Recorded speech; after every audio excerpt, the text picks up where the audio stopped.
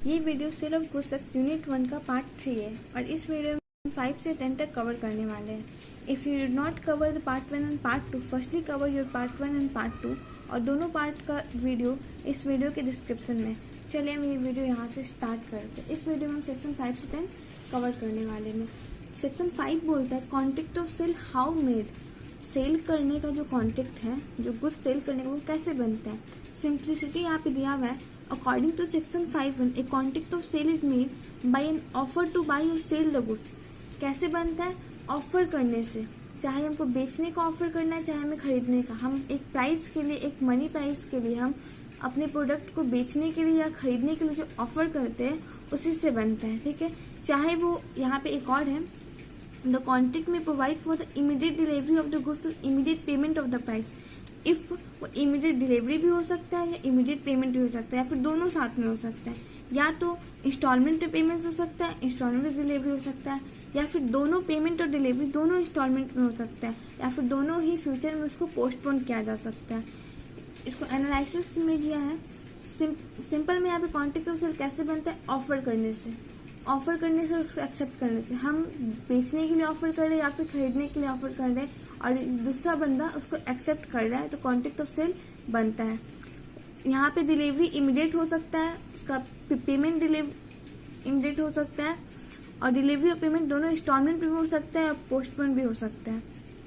If, और ये हमारा राइटिंग सेक्शन में होता है। जो कॉन्ट्रैक्ट है वो राइटिंग में भी हो सकता है और बाई माउथ भी हो सकता है, ओरली भी हम लोग इसको कर सकते हैं। ओके, अब कवर करते हैं सेक्शन 6। सेक्शन 6 बोलते हैं एग्जिस्टिंग और future goods. The goods which form the subject of a contract of sale may be either existing goods owned and possess. पहले भी हम लोगों ने देखा था कि गुड्स क्या, गुड्स होता क्या, मूवेबल प्रॉपर्टी। वो एग्जिस्ट, उसके कितने टाइप, एग्जिस्टिंग, कंटिजेंस या फ्यूचर गुड्स। चाहे उसका कॉन्ट्रैक्ट वो एग्जिस्टिंग गुड्स का हो सकता है या फिर फ्यूचर गुड्स का। एग्जिस्टिंग गुड्स गुड्स को जो अभी कॉन्ट्रैक्ट करते हैं वो हमारे पास अवेलेबल है, सेलर के पास उसका पोजीशन है। फ्यूचर गुड्स लेकिन सेलर वो एक्वायर नहीं है, मैन्युफैक्चर नहीं है, सेलर वो कहीं से लेके आएगा, लेकिन वो अभी नहीं है, वो बाद में लेके आएगा जहां से भी। ठीक है, एग्जिस्टिंग गुड्स और फ्यूचर गुड्स होना चाहिए। कॉन्ट्रैक्ट का वही सब्जेक्ट मैटर। यार हम सेल किस चीज का कर रहे हैं? कॉन्ट्रैक्ट मेन है क्या? मेन इसमें मैटर क्या है, सब्जेक्ट क्या है हमारा? गुड्स। तो यहाँ भी बोल रहे हैं गुड्स चाहे एग्जिस्टिंग हो सकता है या फ्यूचर हो सकता है, दोनों में से कुछ भी हो सकता है। There may be contract for the sale of the goods. Acquisition of the seller depends upon contingency which may or may not happen. Goods contingency goods का भी हो सकता है। देखा जाए तो यहाँ पे तीनों गुड्स का, existing goods, future goods, contingency, तीनों गुड्स का हम लोग कॉन्टेक्ट कर सकते हैं। हम लोग सब्जेक्ट मैटर कॉन्टेक्ट का यही रहेगा, existing, future and contingency goods. Contingency goods क्या हो गया? जिसका होना या ना होना एक अनसर्टेन इवेंट पे डिपेंड करता है, जो फ्यूचर में होने वाला है, जो अभी नहीं, जो फ्यूचर में एक अनसर्टेन इवेंट है, जो उसका होना या ना होना वो अनसर्टेन है, उस पर डिपेंड करता है। सेक्शन 7 बोल रहा है goods perishing before making of contract. Goods perishing हो जा रहा है, goods perishing before making of contract, contract के पहले ही। सेक्शन 7 बोलता है goods perishing before making of, goods perish हो जा रहा है, गुड्स खराब हो जा रहा है, गुड्स बर्बाद हो रहा है कॉन्ट्रैक्ट करने के पहले ही। जो हमारा सब्जेक्ट मैटर था वही खराब, वो ही नहीं रहा अपने पास। गुड्स पेरिशिंग हो जा रहा है कॉन्ट्रैक्ट करने के पहले, तो क्या होगा? गुड्स तो अवॉइड, उसको वॉइड इन एग्रीमेंट हो जाएगा ना। वो तो हुआ ही नहीं, वॉइड इन एग्रीमेंट हो गया, वो वॉइड भी खत्म, गुड्स कॉन्ट्रैक्ट भी खत्म। Where there is a contract for the sale of the specific goods, the contract is void if the goods without the knowledge of the seller have at the time when the contract was made perished or become so damaged and no longer to answer to the description contract। हम लोग example लिखते हैं। वैसे यहाँ पे example दिया, module में ये एग्जाम्पल दिया है। ए एग्री टू सेल इफ ए है, बी है, ठीक है। बी प्रॉमिस कर रहा है कि वो उसको 50 kg एप्पल्स देगा। ओके, ए यहाँ पे बायर है, बी यहाँ पे सेलर है। ओके, ए बायर है, बी सेलर है। बी प्रॉमिस करना पे 50 kg एप्पल देने का। कॉन्टेक्ट हो रहा है इन लोग को 10 अगस्त के दिन, ठीक है। और कॉन्टेक्ट हो रहा है और 50 kg एप्पल्स देना है कब? 12 अगस्त के दिन, ठीक है। बट जिस दिन कॉन्टेक्ट हो रहा है इसके पहले गोडाउन में यहाँ पे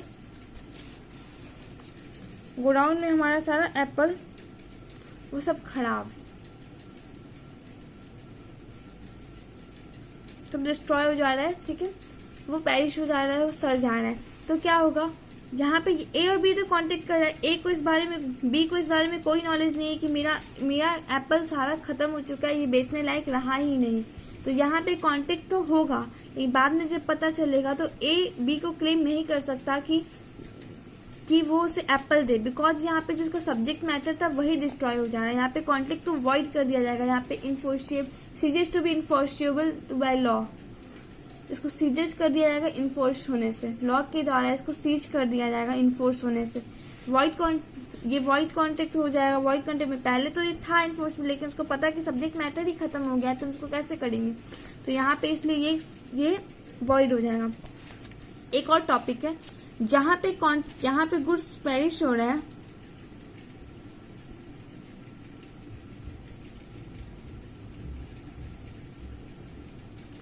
after the making the contract,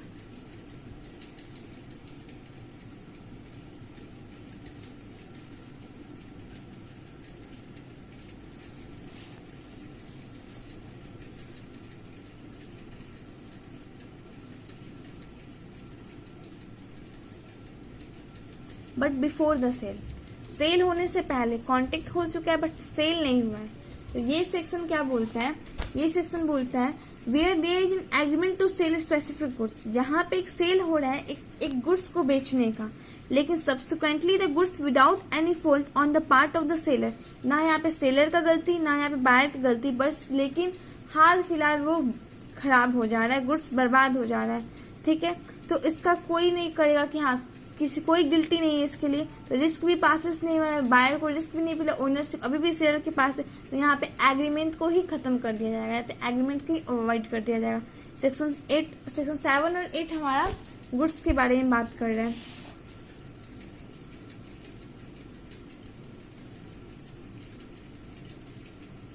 section 7 बोल रहा है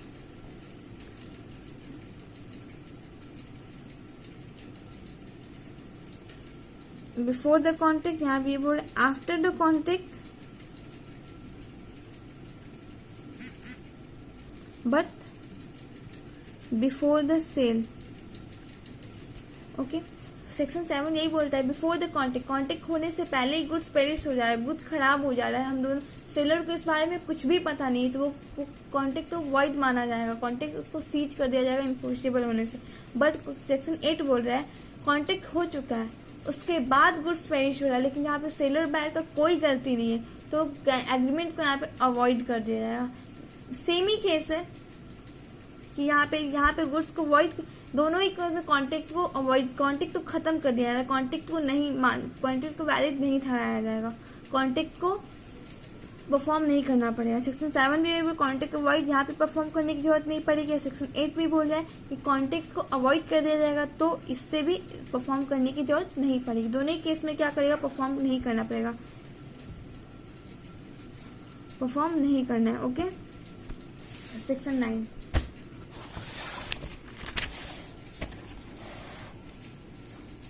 बोल रहे असर्टेनमेंट ऑफ प्राइस, यदि कोई कॉन्टेक्ट हो रहा है प्राइस कैसे असर्टेन करते हैं।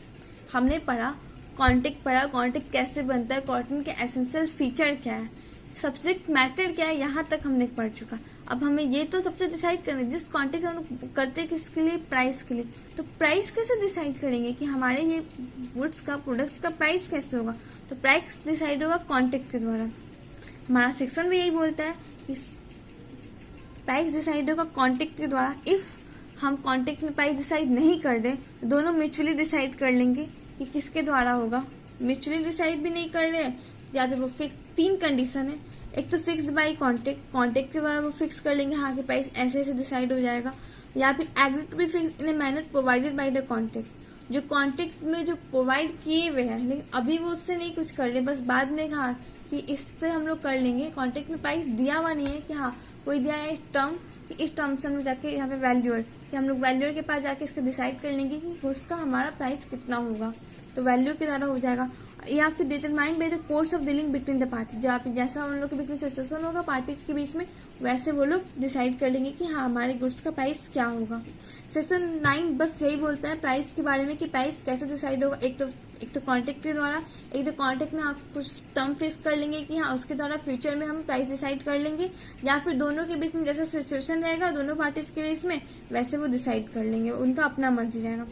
If agreement to sale at valuation, section 10 बोलता है मान लो यदि कोई पार्टी एग्रीमेंट कर रहा है कि हाँ चलो तो थर्ड पार्टी के द्वारा अपने गुड्स का वो वैल्यू करवा लेगा, लेकिन वो थर्ड पार्टी को कोई दोनों पार्टी में से कोई प्रिवेंट कर रहा है कि नहीं तुम प्राइस मत करो, उसको कोई कुछ भी कर रहा है कि वो प्राइस नहीं कर पाया, तो यहाँ पे गिल्टी पार्टी कौन होगा? यहाँ पे गिल्टी पार्टी जो रोक रहा है वही होगा। लेकिन यहाँ पे जो बायर होगा, जो गुड्स खरीदा होगा सेलर से, तो उसको वो रीजनेबल प्राइस देना ही पड़ेगा, चाहे वो प्राइस डिसाइड हो पाए या ना डिसाइड हो पाए, उसको वो रीजनेबल प्राइस सेलर को देना ही पड़ेगा, क्योंकि उसने सामान लिया है तो उसको देना ही पड़ेगा।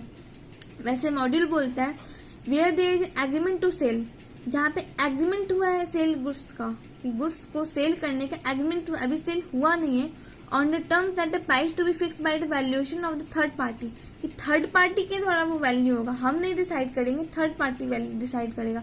And such third party can or does not make such valuation, तो थर्ड पार्टी वो उसको नहीं कर पा रहा है वो valuation, the agreement is thereby avoid, यहाँ पे एग्रीमेंट को अवॉइड कर दिया जा रहा है। Provided that if the goods or any part thereof have been delivered to and appropriated by the buyer, he shall pay reasonable price.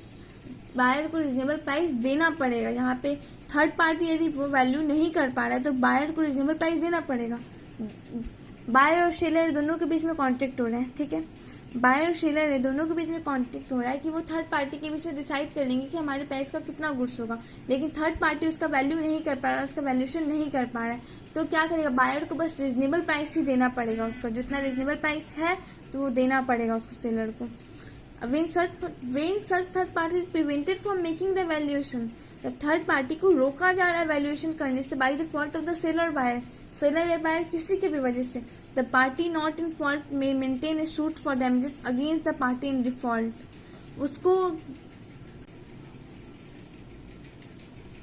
एक example है इसी केस का, ए और बी है, A buyer and B seller है, B के पास दो बाइक है, बाइक 1 बाइक 2, हम लोग बस नाम ले लिए समझने के लिए।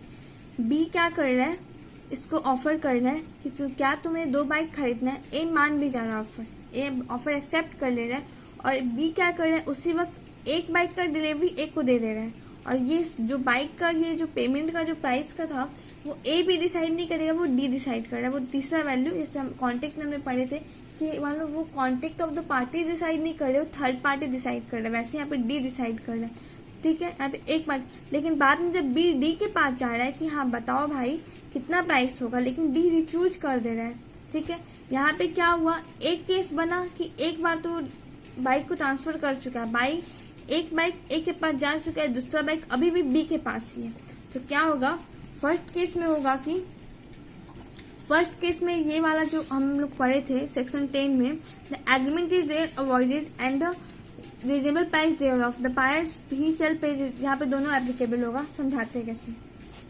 इफ बाइक डिलीवर हो गया है, हमारा गुड्स बायर के पास जा चुका है, तो बायर को यहाँ पे ए को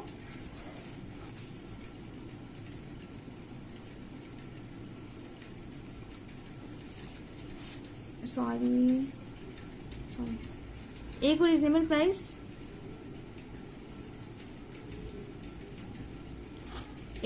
प्राइस देना पड़ेगा।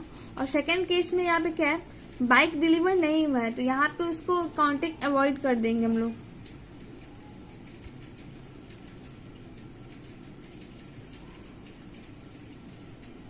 कॉन्टेक्ट को अवॉइड कर देंगे, ठीक है। फर्स्ट केस में क्या, बाइक इफ हमारा गुड्स डिलीवर हो गया है बायर के पास, तो क्या करेंगे, वो उसका रीजनेबल प्राइस ए को देना पड़ेगा, ए को यहाँ पे रीजनेबल प्राइस देना पड़ेगा, ठीक है। लेकिन सेकंड केस में क्या हो रहा है, सेकंड प्राइस गया ही नहीं, तो यहाँ पे ये वाला कॉन्टेक्ट हम लोग अवॉइड कर देंगे, ओके। सेक्शन 10 कंप्लीट, यहाँ पे हमारा sale of goods sector unit 1 complete हो रहा है।